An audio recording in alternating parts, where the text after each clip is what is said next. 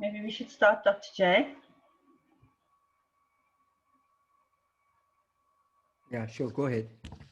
Okay, do you want to, we can share your screen just now. So good evening, everyone. Welcome to our meeting. Good to have you all. So tonight we're going to be talking on ADHD and anxiety, ADHD and depression, and ADHD and addiction. So I'm going to just giving you a little talk on ADHD and addiction, and Dr. Jeeva will be doing anxiety and depression, and then there's going to be time for questions and answers. And Coach Anita and Sumaya will be monitoring any questions that come in that need to be answered. So substance use disorders in ADHD, teens growing up.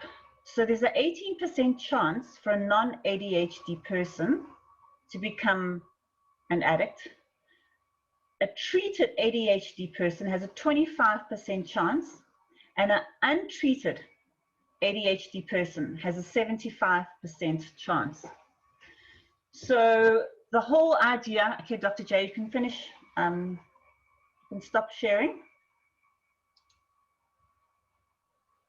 Yeah, thank you. All right. So when they say ADHD medication is a possible, could be a gateway drug, it's not a gateway drug. In fact, teens and adults who who seek treatment for these symptoms are less likely to abuse drugs and alcohol than the undiagnosed, untreated counterparts. So alcohol and marijuana are the ones that we see as most commonly abused. And abuse isn't about how much you're doing or how often it happens. It's about how you use. Your use affects your relationships, your school, your work, your health, and obviously, if you're having problems with the law. If you have difficulties in these areas and you keep on using, then you definitely have a problem. So why are substance abuse and addiction such issues with adults with ADHD? Okay. So there's a study at Harvard Medical School in Boston. It says 30% of young adults said they use substances to get high, but 70%. So when I'm talking about this is all ADHD people. I'm just not going to repeat the word ADHD after everything. So 70% are doing it to improve their mood or to sleep better or for other reasons. They are self-medicating, and it's a common problem with people that aren't being diagnosed. Those who've been diagnosed but never got treatment do the same thing. So when people get older, the hyperactive component often diminishes, but inside they're just as hyperactive as ever. So they need something to calm their brain enough to be productive.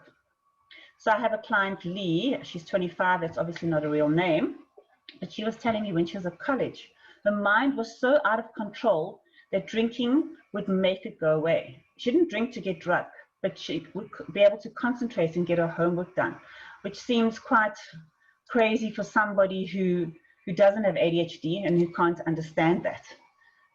But yeah, it eased it, and it also eased other ADHD miseries for her. So she used to get bored, and her boredom was so impossible. She would sit in an interesting lecture and still be totally bored, but when she drank, she didn't care that she was bored. So impulsivity, poor judgment, social awareness, and other often come with ADHD, and they pave the way for overindulgence regardless of the consequences. And it's also hard for some ADHD people to fit in. So they will lean towards mixing with people who smoke weed and drink because they are more accepting of them for obvious reasons. So in adulthood, any major life change can also mean risk, an increased risk like a new job or having a child, and that can activate a genetic vulnerability. So biology is another factor. There's an increased rate of substance use disorders in close relatives of people with ADHD. So genes associated with risk-taking and novelty-seeking behavior may predispose an individual to both ADHD and substance abuse. Dr. J, is it like 80%? Yes, very high. Yeah, okay. So how do we prevent the problem? So treating ADHD effectively is a powerful protection against substance abuse. So if your child or you have ADHD, make sure you have the appropriate treatments. And if medication is what you need, then medication is what you need to take. So as Dr. Jeeva and other experts say, exercise is imperative, as it seems to help avoid the lure of self-medication. So it's important to exercise and keep your brain stimulated because boredom puts you at risks, and you need to keep moving to challenge yourself physically. We also urge parents to start talking to your kids about the matter that they have ADHD at an early age. Don't wait until they're older, so they understand that they are at risk for getting into trouble and to substance abuse. You're not trying to lure them to it, but rather prevent them. Education is everything. But according to the National Institute of Drug Abuse, an individual who hasn't started abusing a substance by the age of 21 is unlikely to start using later. So it seems to be true for people with ADHD as well as those without. So if we can keep our youth and kids with ADHD as substance-free as possible by the age of 21, they stand a much less chance of becoming an addict.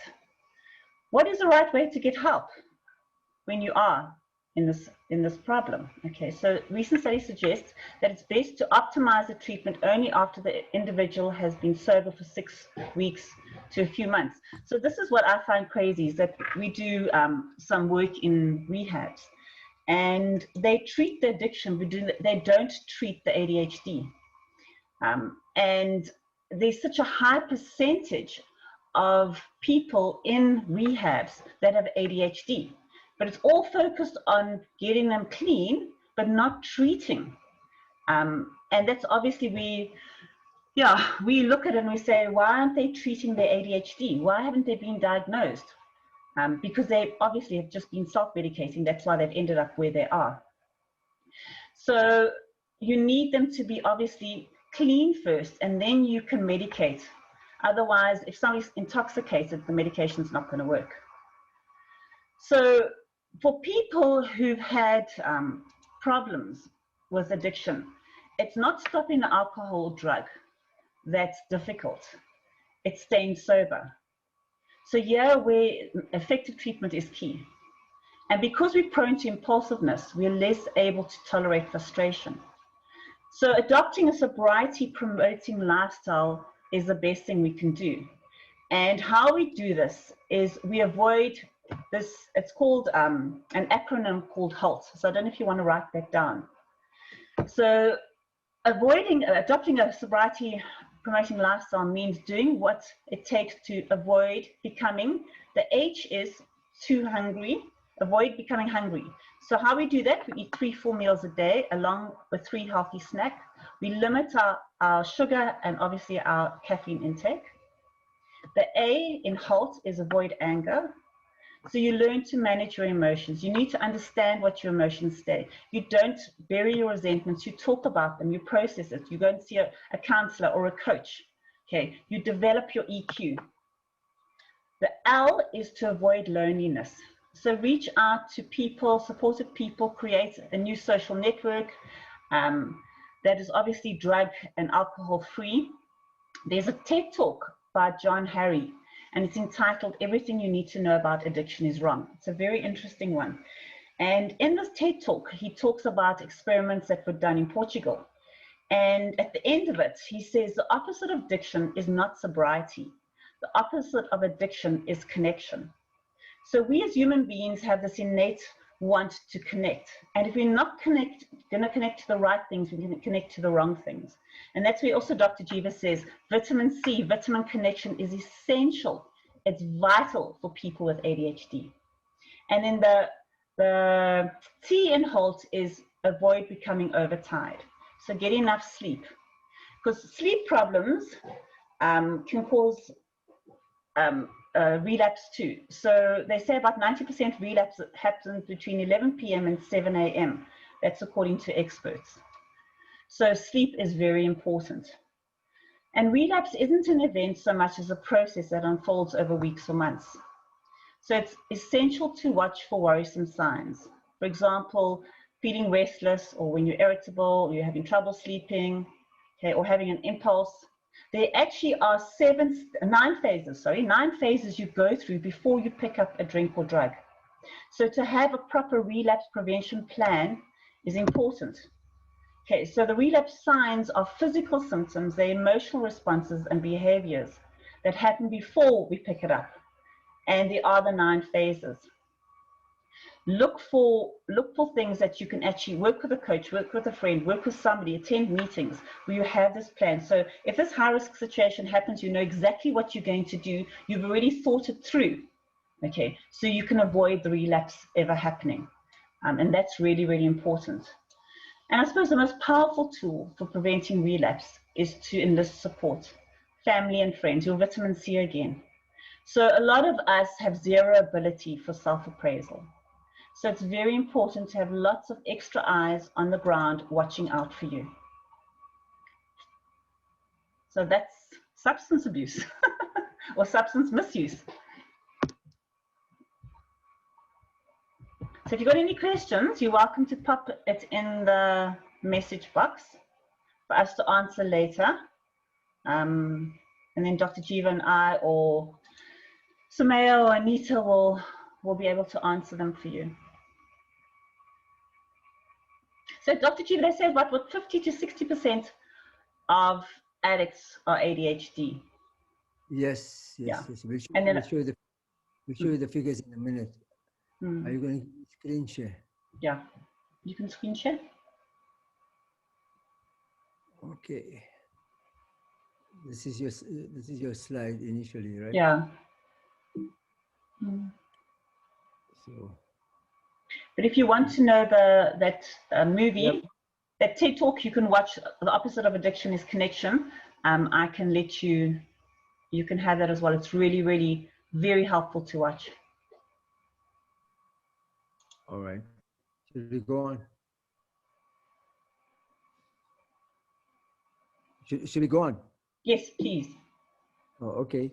So today's talk, as Tracy has just done the first part on substance abuse, we're going to talk about depression and anxiety, but everybody has heard tons of talks on depression and anxiety, and nobody's interested in listening to it. So we're just going to show you, we're just going to show you how ADHD, there's a thing called ADHD anxiety and ADHD depression, and then non-ADHD anxiety and non-ADHD depression.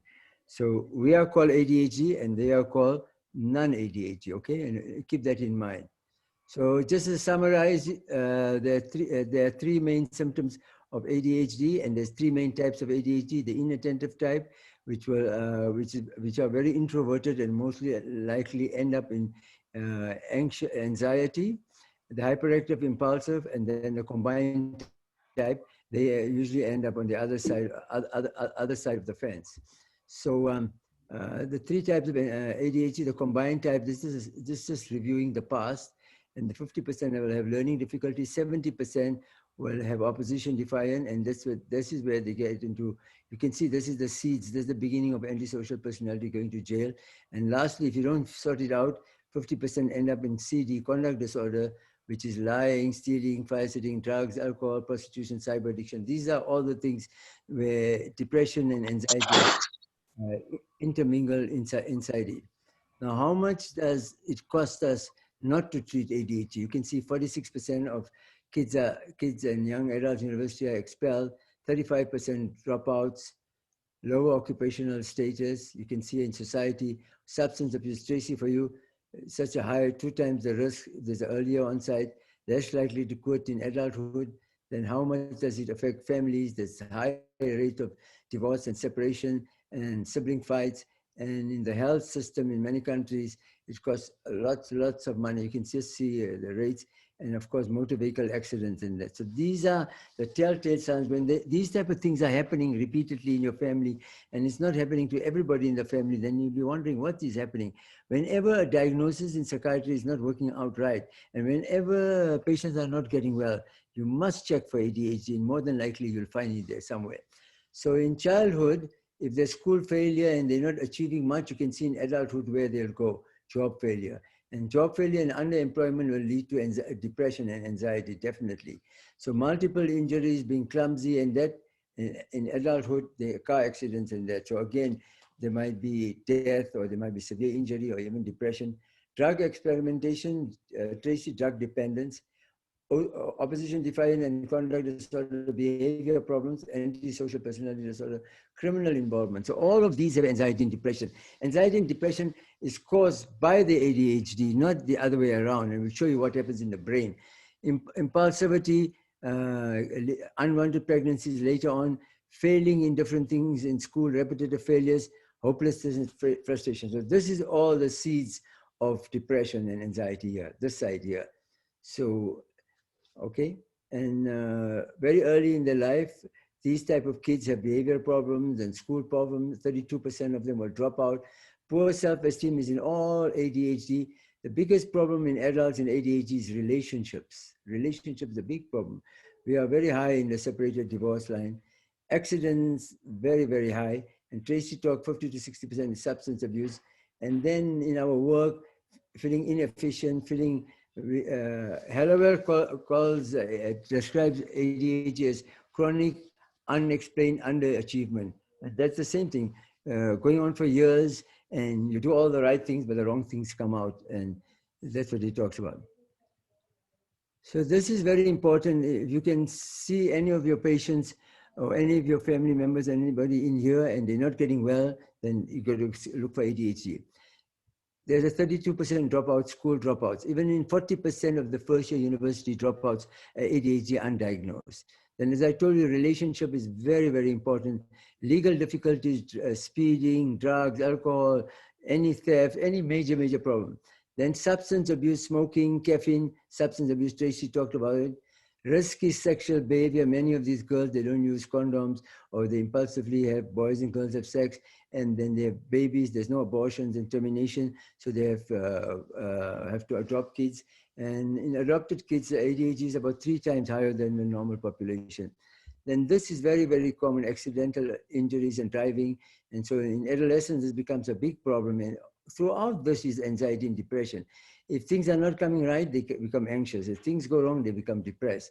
Then occupational problem, that's a big problem. Because in ADHD or in psychiatry, many people have ADHD traits, but everybody is not ADHD, which means what is the difference?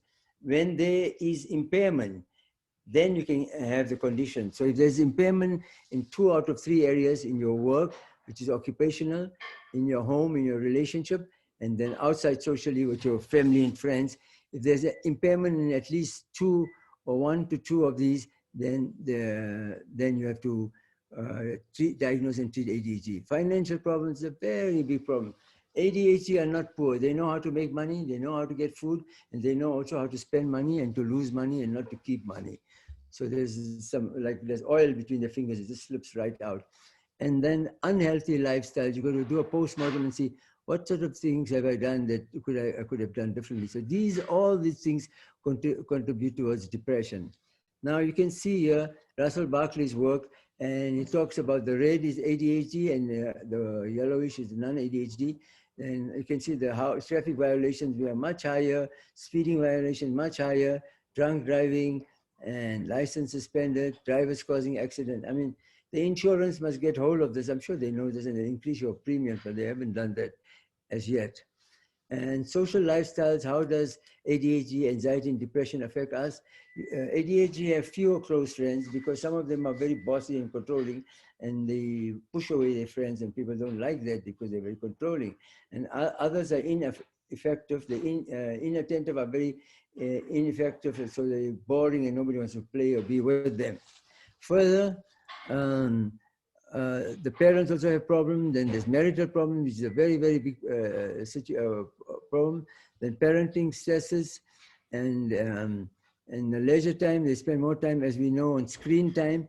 The formula at this time for different ages is at an average of over 15 years old, you must spend 2 hours, 120 minutes a day on screen time, not just studying screen time, but to playing screen time. So that's very important. That's the biggest stealer that's the biggest thing that steals our time from getting proper treatment and doing exercise and other things. And of course, screen time prevents us from reading and socializing and things like that.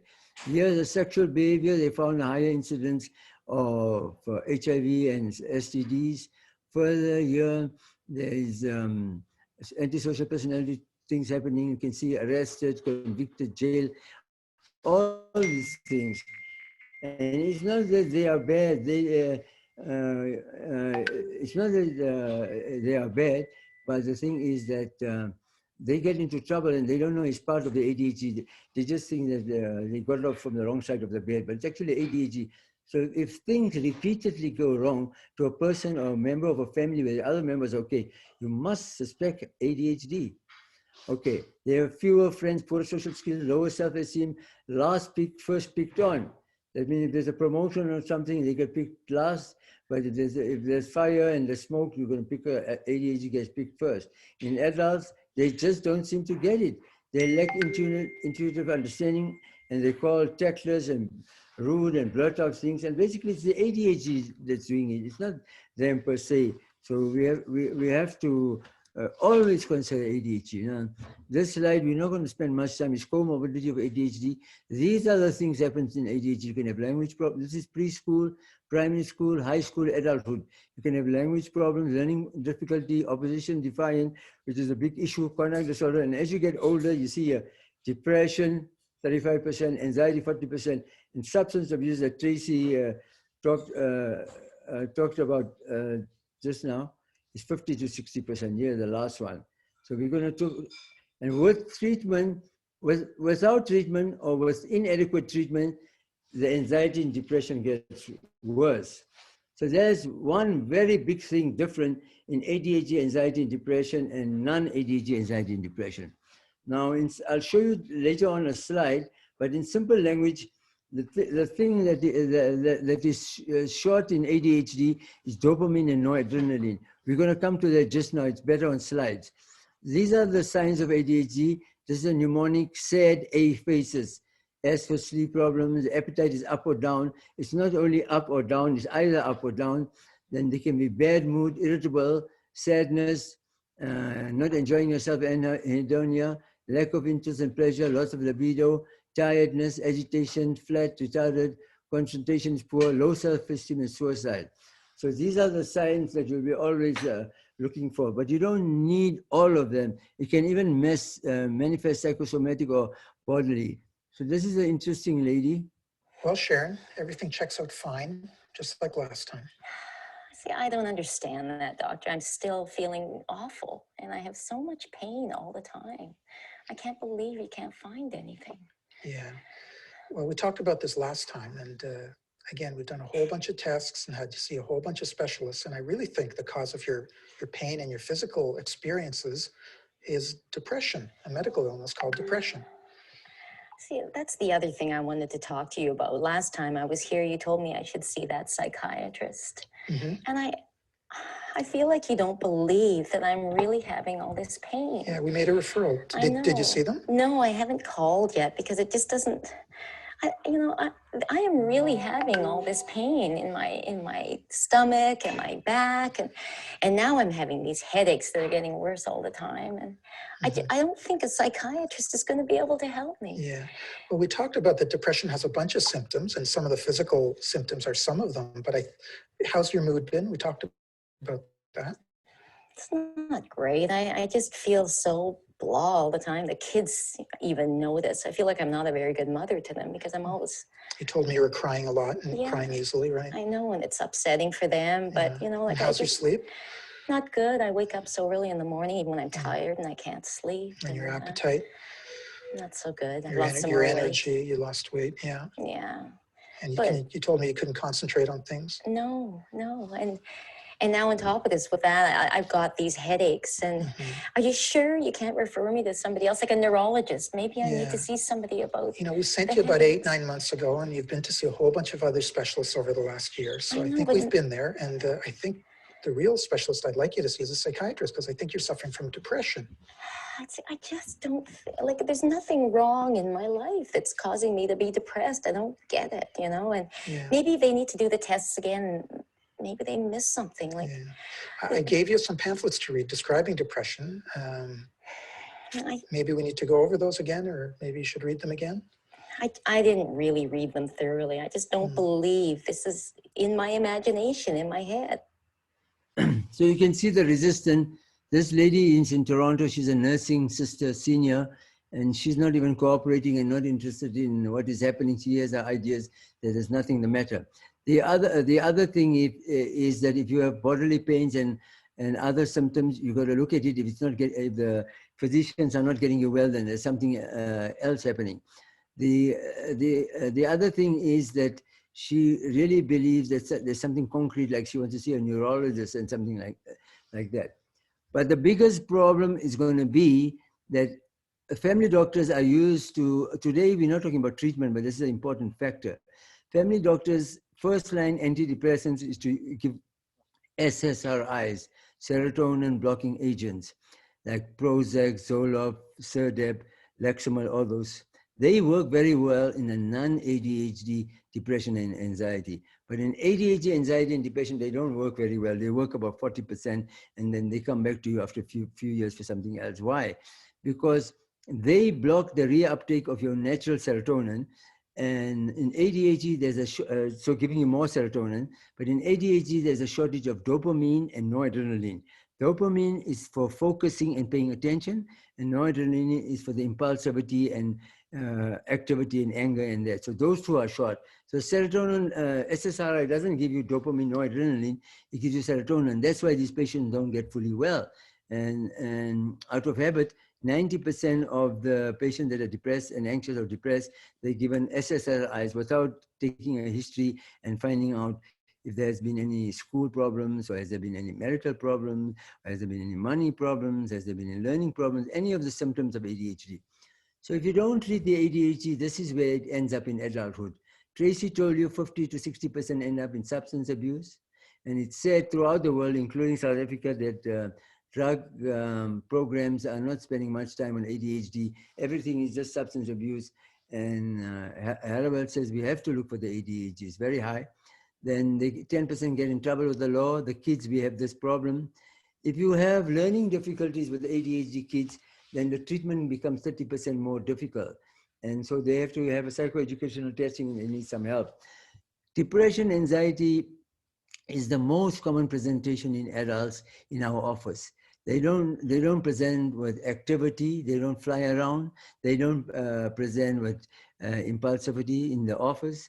They might be distracted a lot because the impulsivity gets less with age, the activity gets less with age, and it switches over to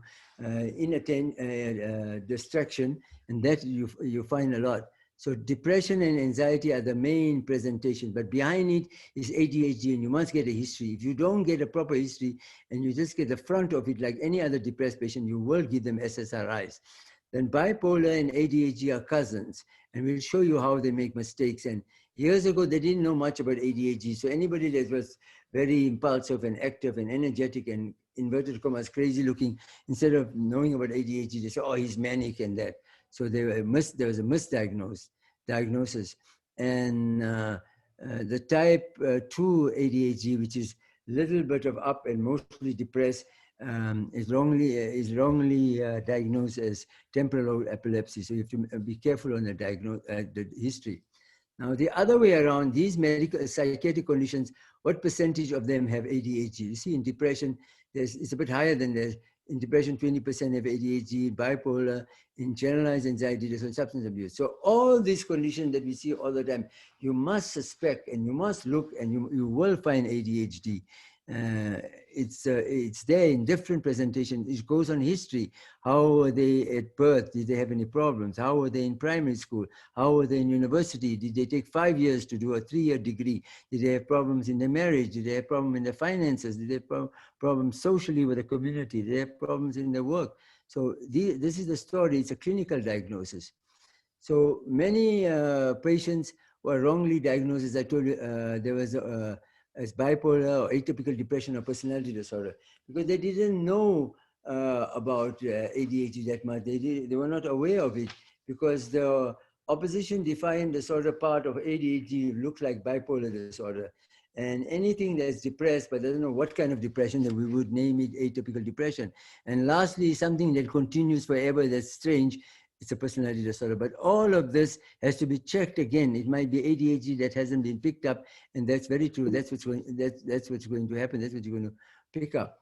So mood and anxiety disorders, what we're talking about today, can mimic ADHD, and it's important in a treatment. So bipolar disorder is 15% of ADHD can switch over to bipolar disorder sometime in their life, and 25% of bipolar will switch over to ADHD sometime in life. So these bipolar and ADHD are interchangeable.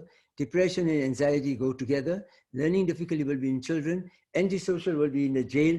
And the ones that are very subtle are the substance abuse one, not the severe one, the ones that abuse everyday Panado or whatever simple things, or chocolate, coffee, Coke, Red Bull, drugs, alcohol, any of that stuff. Those are subtle ones. These are our good guys. Okay, now I wanted a slide which I couldn't find today about Robin Williams.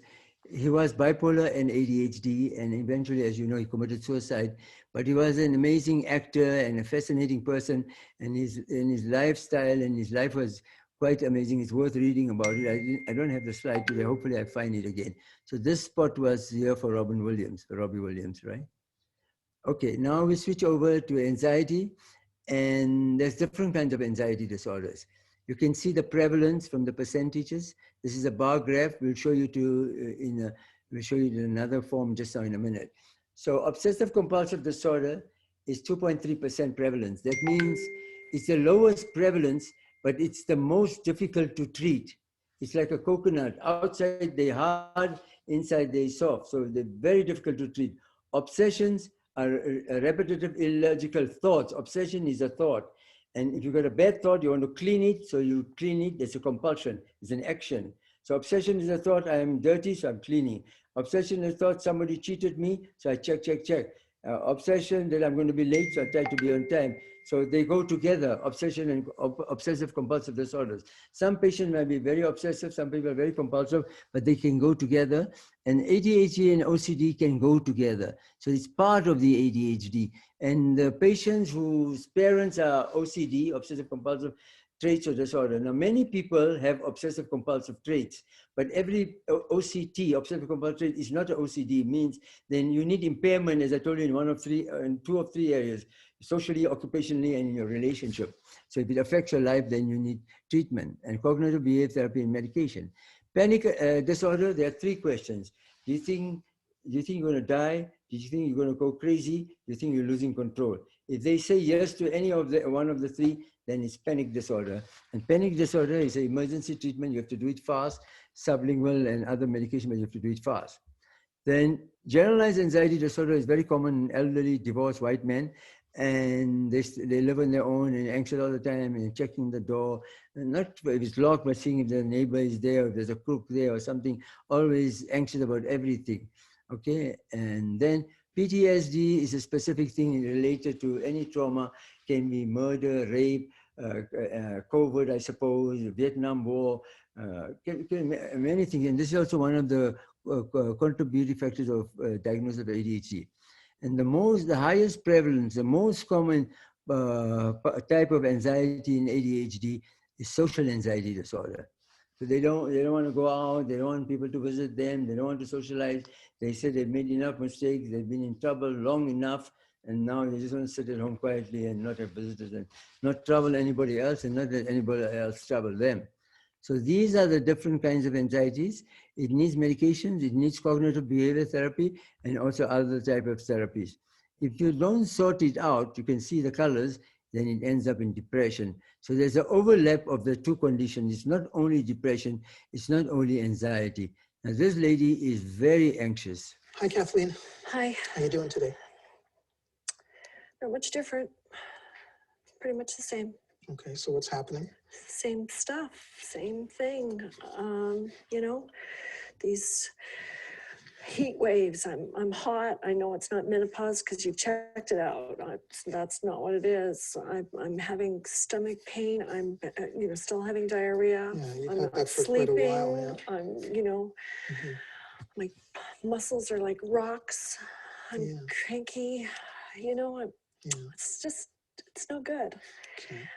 It's just Are you getting too out? much. Are you getting out of the house? Well, I'm in no shape to go out. Look at, it's, no.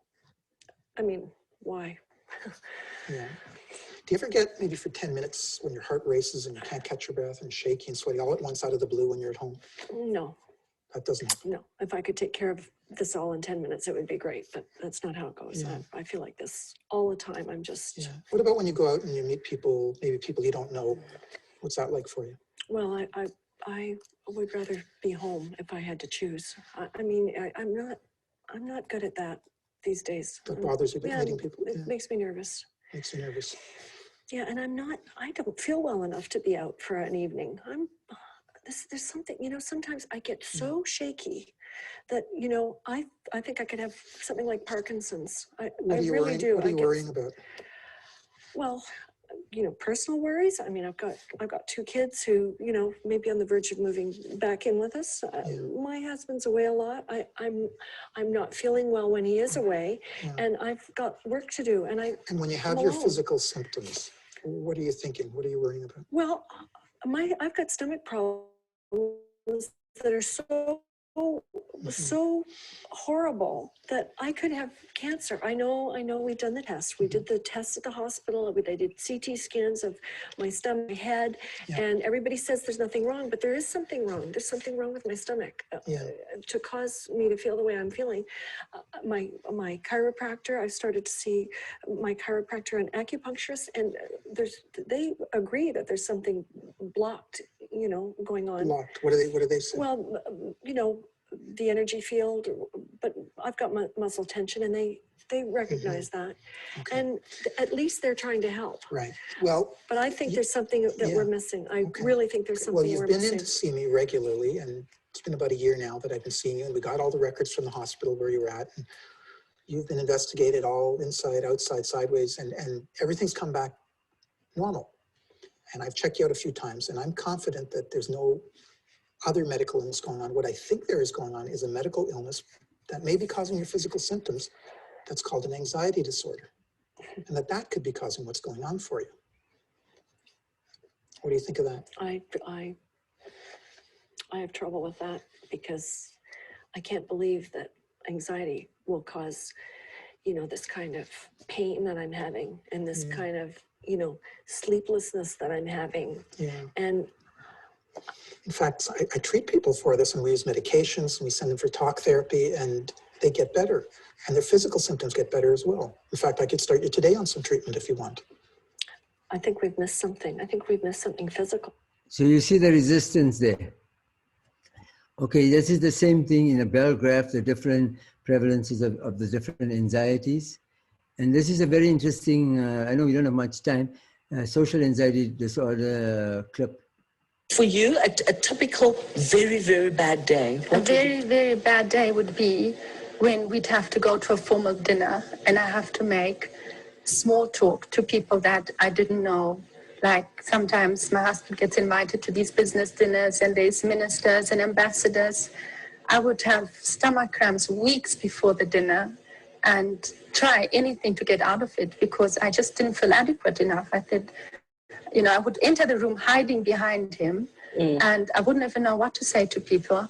And like she said, it comes over as being rude, or you hide in a corner and try not to say anything, but people come up to you and then you say, oh, excuse me, I need to use the toilet or something. You come up with an So excuse. Immediately someone tries to approach you would run away? No, because I can't breathe straight away. Yeah. I just feel like somebody's grabbing my neck.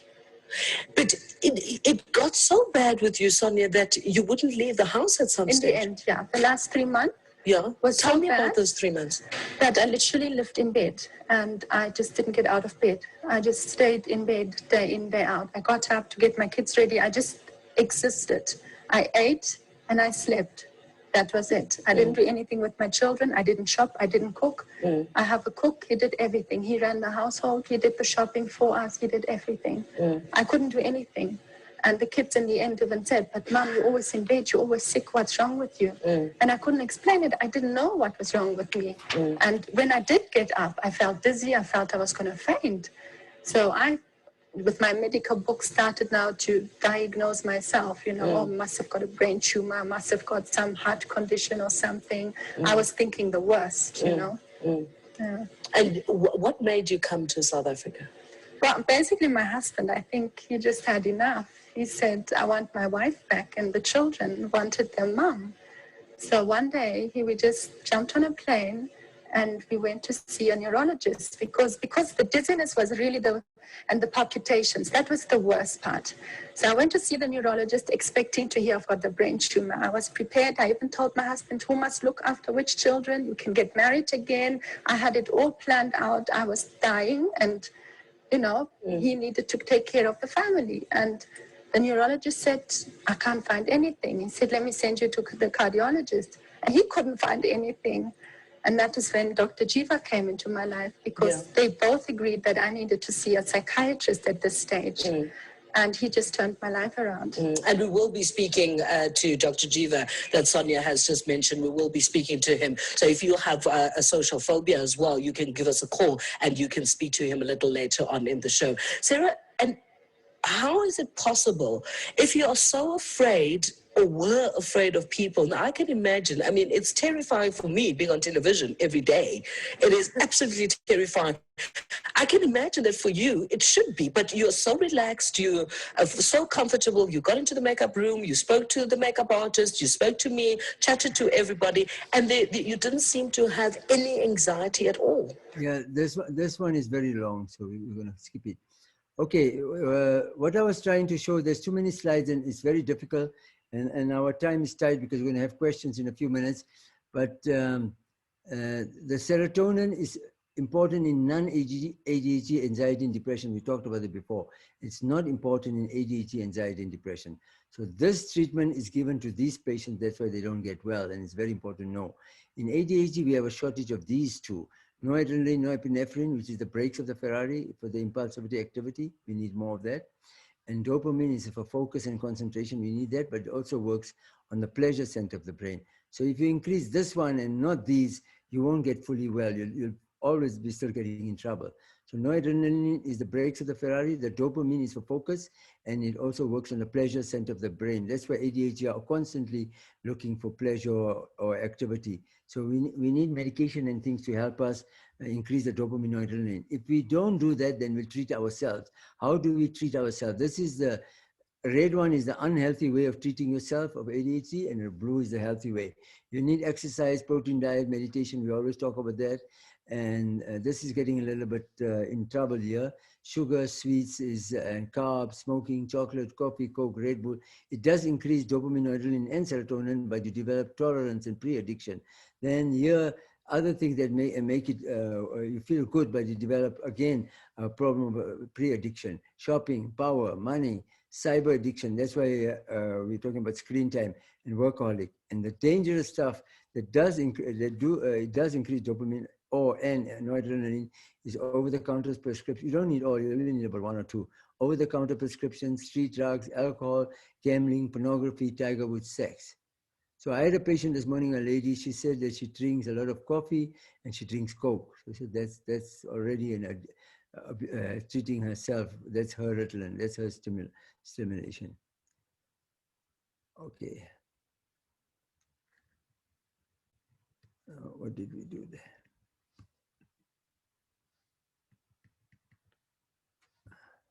Now, the very first, Ned. This is the last one then question. This is the importance of anxiety that the doctors usually miss. They treat the patient differently because they're not aware of this fact. Hallowell book that I bought long before ADHD was on my radar was about worry. I was a worrier, overreacting, over-emotional. And in fact, one of our latest videos is about over-emotionality, overreactions, oversensitivity in folks with ADHD. I hope you'll enjoy this next section because, you know, if you don't, it would be a shame. And I'd be worried. I think, why didn't they enjoy it? I mean, we did all of a sudden, we drove to Boston and we sat with them and it's just like, what? Most people with ADD worry. They are prone to worry. Now, part of that is because they have reason to worry. They forget things. They make mistakes. But another part of it is they're using worry as a form of stimulation. You know, worry is engrossing. And a third part of it is, which is I've found over the years, it's because they tend to be so creative and imaginative. If you're not creative and imaginative, you're not going to worry that much because you just won't perceive the possibilities. But ADD folks, they look at all the things that can go wrong and their head fills with them. And so I often say to warriors, I say, you know, being a worrier is a marker of smarts. It's a marker of imagination. It takes a lot of imagination and smarts to dream up all these worries, you know. And oftentimes the depression also occurs in the wake of the ADD. You know, people with ADD are underachieving often, and they don't know why, because they have more talent than they're able to get out. And you do that long enough, underachieve, knowing that you could be doing better, that's depressing. So you see both worry and depression sort of occurring in the wake of the ADD. But the beauty of it is once you get the ADD treated, often, in fact, I would say usually, the worry and the depression dissipate because you start becoming more effective, you become more confident, you become more steady. You don't have to worry as much. You use your imagination in a directed way as opposed to just flypaper, you know, attracting everything that could possibly go wrong. And you start doing better, so the depression subsides. And you know, I think and a lot of doctors end up treating the worry and the depression with SSRIs, with the Prozacs and the Zolofts, and ignoring the ADD, and that's a huge mistake. You should start by treating the ADD with a stimulant, and then 7 times out of 10, you're not going to need anything else. Aside from the fact that the SSRIs are fraught with side effects that the stimulants don't have. You know? So treat the ADD, and often the worry and the depression will subside. Now, it's also part of the Ferrari brain that you have lability. You know, you have, labile is a term from chemistry, means easy to change. So the ADD mood can easily change. A flash of anger, you know, giddy, suddenly sad, you know. It's not the oceanic mood shifts of bipolar disorder, but it's more the lability of an experiment that blows up, or you know, usually it will calm itself down pretty quickly. It's like a sneeze. Sometimes it doesn't, and that's where you need help. If the anger becomes violent, you know, then you're into real danger zones. That does not usually happen. It certainly can, particularly when you throw in substances, particularly when you throw in alcohol. So this is the most important clip of the day. And if you just take 3 facts out of this, then you've done your good work for the day. Number 1 is that in ADHD, there's a low level of dopamine and noradrenaline. So you need medication in there to increase the dopamine, noradrenaline, and not serotonin. And the 90% of adults in the world that are depressed and anxious, SSRIs are used, but for ADHD, doesn't do its work. That's not the right choice. Most doctors don't know it, and they routinely give it. Today I had a child, 11-year-old, I don't know, the doctor gave 1 SSRI and 1 tricyclic, and didn't want to give stimulant. He would have just left those those things out and just give trial of a low dose of a stimulant. The patient would have done well. And we've seen that all the time. We try what Hallowell says. So you don't need SSRIs, and you need to be aware that dopamine and noradrenaline is low, and you have to find ways to increase it. So if you exercise, you meditate, you eat healthy, and you also sleep, okay, all these things help to increase the dopamine and noradrenaline, and that's what you need. And lastly, you consider medication. So we'll stop now for questions. Sorry it was so long. Thank you. We aren't many people, so everybody should ask 1 question and we'll finish. So a question from Yanni, Dr. J, is it not advised that one should not be on an SSRI and on an ADHD medication at the same time, such as Contramol or Ritalin? No, well, Contramol or Ritalin, whichever one you want to use, is first line. And if you need for anxiety, then you can give other things. You don't have to give an SSRI.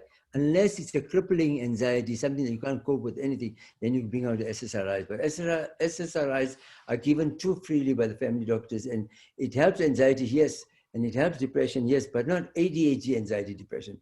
That is the big difference, because they don't have they didn't make the diagnosis of ADHD behind the anxiety and depression. So yes, but if it's ADHD, if it's non-ADHD anxiety and depression, sure, you can give the 2 together.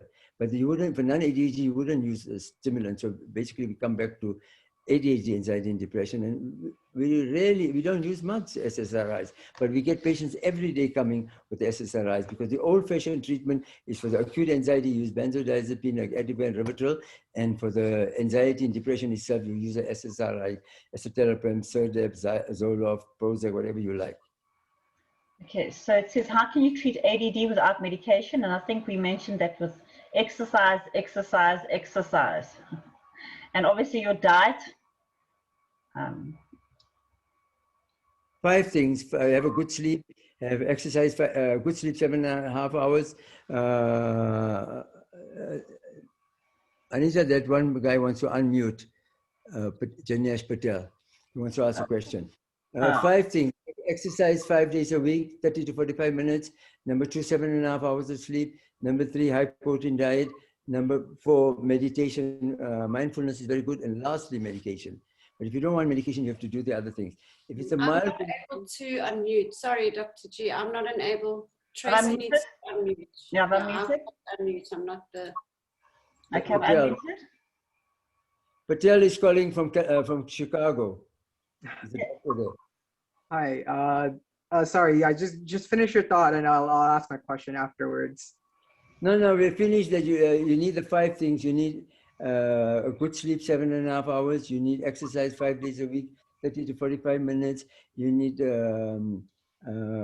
high protein diet. Next is meditation, something like mindfulness. And lastly, medication if it's moderate and severe. If it's mild, you can try everything else. Go ahead, sorry. Yeah, I just called in because you were describing my life here in this session that you're having. And like, as you know already, I've gone through this, like the addiction to gaming, the social anxiety, depression, anxiety. And yeah, exactly like you said, my family doctor gave me an SSRI and yeah, it didn't work. So the question, yeah, like after getting ADHD treatment, I've seen a huge improvement in my life. And the question is, how long can I expect this anxiety and depression to like stay away? Because, you know, like when you have depression, it relapses a lot of time. As long as you're getting treatment for ADHD, does that protection from that depression continue?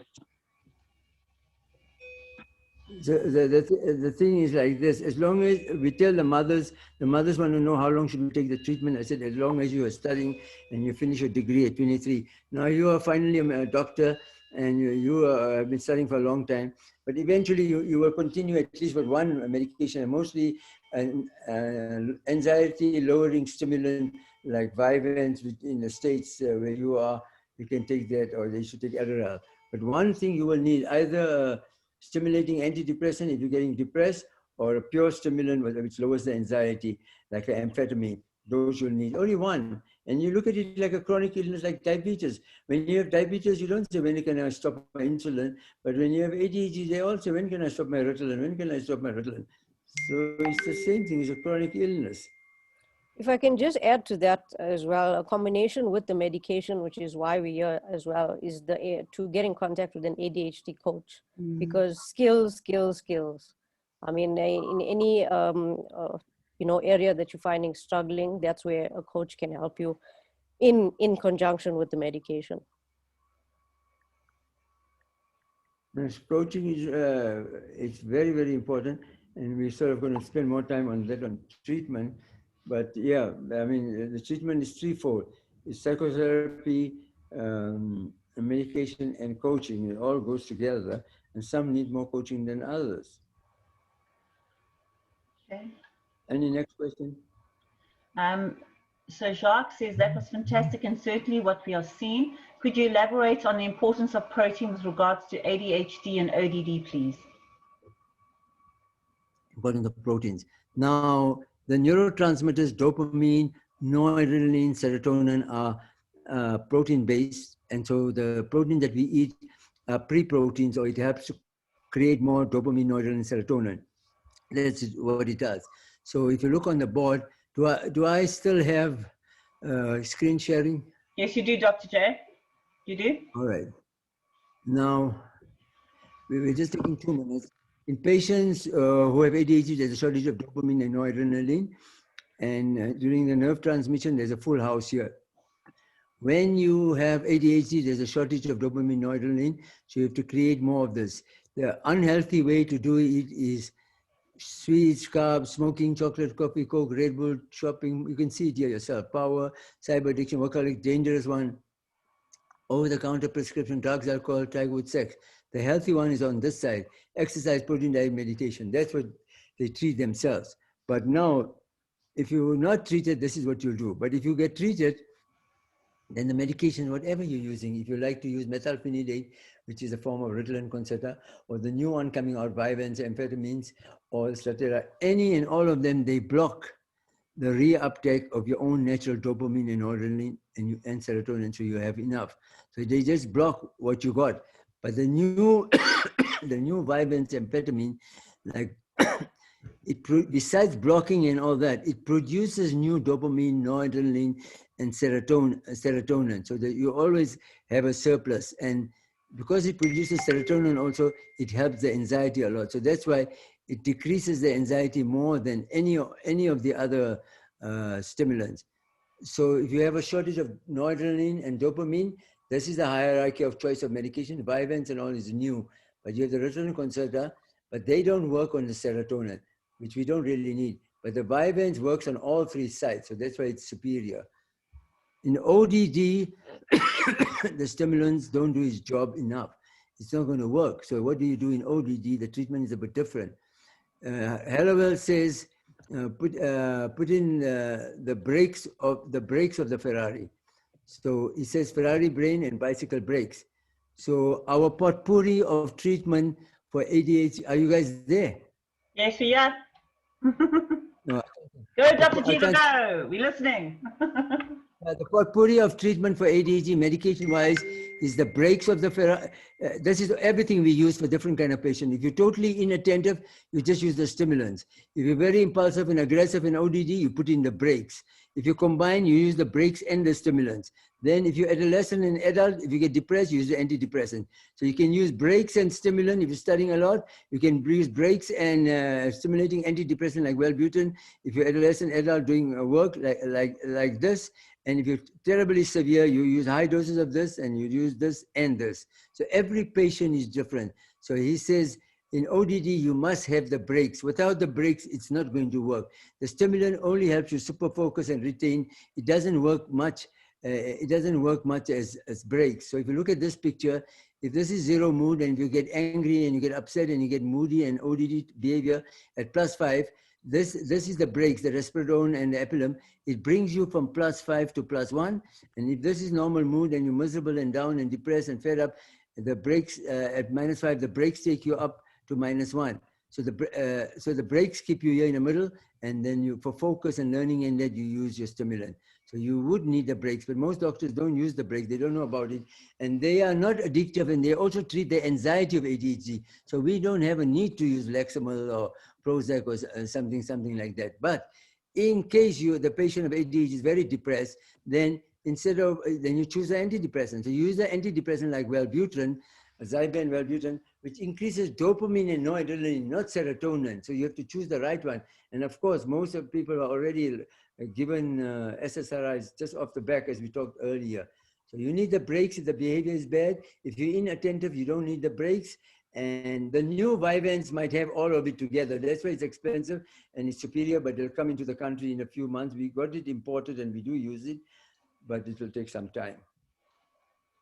Thanks. Thanks, Dr. J. Okay, the last question. My son has just turned 6. He's on a long-acting Ritalin, top-up Ritalin, Risperdal, Lorian, whatever, blah, blah, blah, blah. How can we treat his anxiety? Okay, what are the doses and what is he taking? I said, Yanni. No, Yanni hasn't put it in yet. Yanni, you want to unmute them so they can just... Where is Yanni?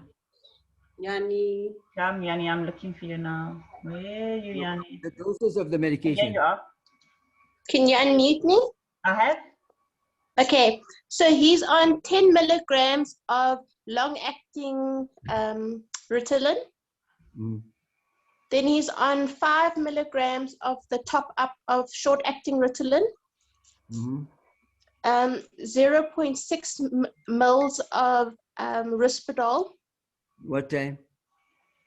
This is all in the morning at 6. Okay, so the long-acting Ritalin is at 6:30 in the morning. The Lorian the Lorian is 5 milligrams. Mm-hmm. The Risperdal is 0.6 mils in the morning at also 6:30. Then they top up at school at 10:30 in the morning on 5 milligrams of short acting. Okay.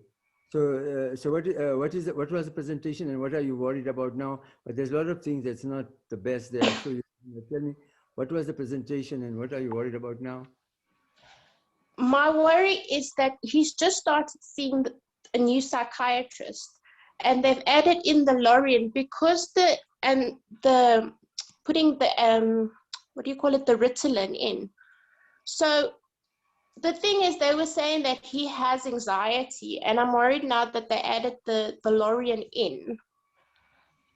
I wasn't sure because they were saying that it's Prozac. I'm not sure, is he suffering from depression or is he anxious? No. Let me tell you what's happening and what should be done. Okay.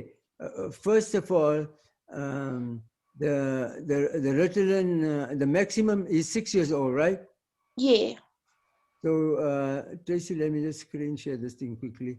Mm-hmm. Where do we screen share? Where do we screen share this one?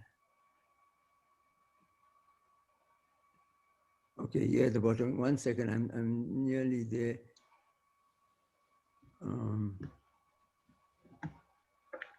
Okay, so I don't see the space for it. Screen share. Let's try one more time. Okay, I got it. Thank you. Sorry. Okay, let me show you what has been done and what's been doing and what's not the most optimum. All right, number one is that he's 6 years old and they've given him LA Ritalin 10 milligrams in the morning. Now the maximum dose of Ritalin for a child is 60 milligrams a day. It's got nothing to do with size, age, and weight. So the LA is like this. It goes up in 1.5 hours, down in 1.5 hours, up in 1.5 hours, down 1 hour. So we don't use LA anymore. We use Concerta, smooth and long. The LA is not used much, but the family doctors do. Because the LA have a peak and a dip. So it goes up and down. So it causes more anxiety and more agitation. So first of all, we don't use that. Secondly, the one top up looks like this. This is one Ritalin, 2 Ritalin, 3 Ritalins, or 2 Ritalins put together is LA. So we don't tend to use that. We tend to use the long one, a Concerta or Contramile, because it doesn't have the peak and it doesn't have a dip. It doesn't cause anxiety. The second thing is that the Lorian. The Lorian is a SSRI. It doesn't work much on anxiety, and they're giving it here to this child. You would have rather given him the right dose of risperidone and given him epilazine together. It will take all the anger and anxiety and all away. You don't need Lorian. That was what we talked about just before you start your question. We talked about anxiety and SSRI. So that's not, I've got 10,000 patients. I only got, I use this SSRI maybe in 1% or never. Because if you look at the picture again on the screen, the risperidone epilim, you're already using risperidone, your doses are not correct. You add epilim with it, it will keep you here. Anxiety and all, it will keep you here, and you can use this for focus. Now, if you're using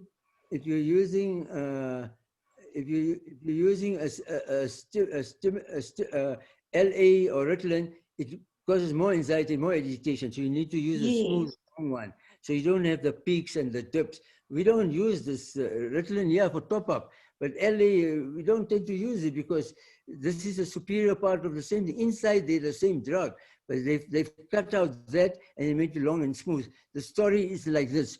1937, the short-acting Ritalin came out. It comes out 50% in 1.5 hours, finishes in 3.5 hours.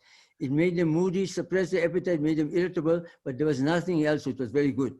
Then they said it's too short, you must give it twice a day. They give it at 6 and they give it at 11, too far. It only lasts 3.5 hours. They said, okay, forget it. Let's make a long one.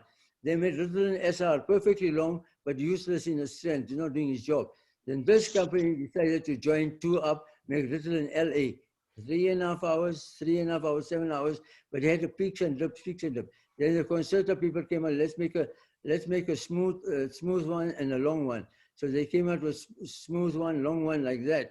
So this is Concerta, and it comes out 22% and 70%. It doesn't have the peaks, and the peaks make you anxious. So you don't create the peaks and give Lorien. Lorien works on serotonin, but we need dopamine and noradrenaline. This is caused by Ritalin and LA and IR, long-acting and immediate release.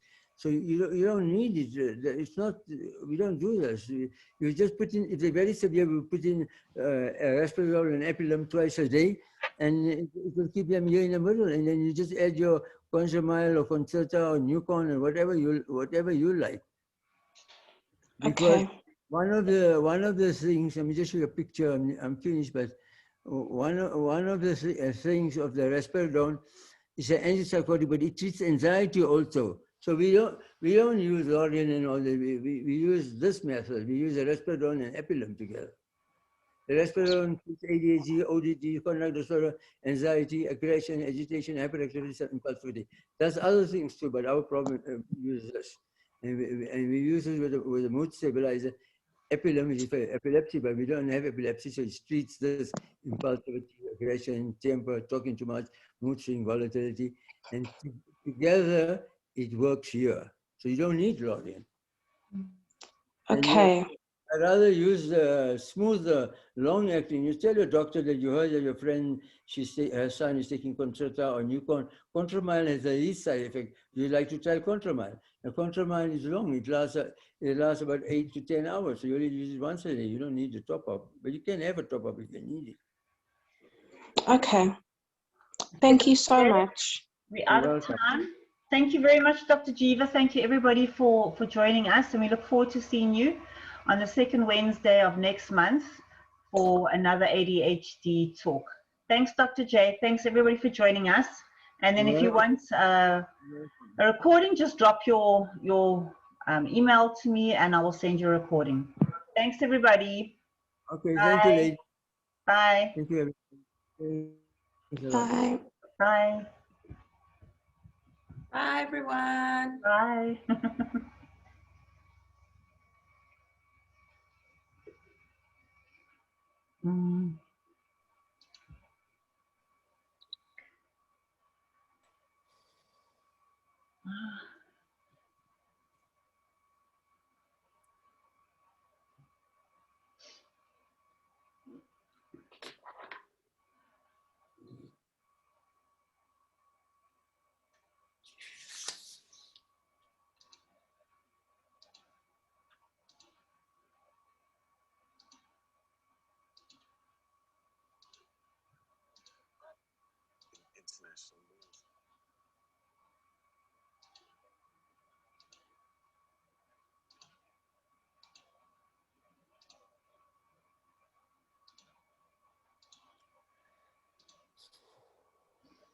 Good. I had to remove them all. Sorry, I was listening.